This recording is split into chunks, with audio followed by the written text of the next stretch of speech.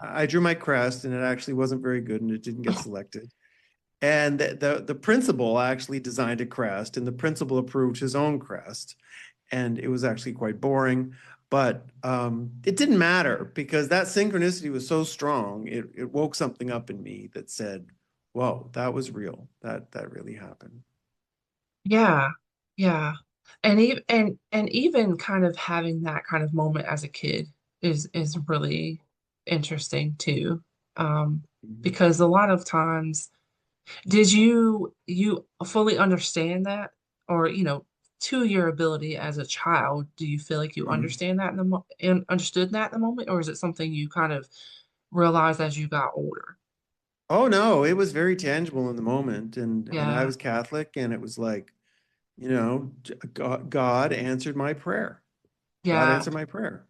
But that's really cool too, because a lot of times we don't understand childhood experiences until we're grown-ups, Sure. and kind of intelligent enough to really sift through the experience. So to Mhm. have that realization as a kid, it kind of, I mean, it makes sense with the experience you had that you had as an adult. She started to have some episodes happening again, but back at that time, that was enough for me to know, well, this is my life mission, at least for the time being. It's my life Yeah. mission. And then I started making videos about the spiritual dimension and the healing potential of bipolar disorder. All right. And so that's the whole recap of my first book, and then the beginning of this book, and then this book starts to talk about how I worked with other people in the future and created a private retreat program, and that kind of thing. So Um, it's a lot, I know. It's a long story. Where do you break in? It's tough. right. No, no, no.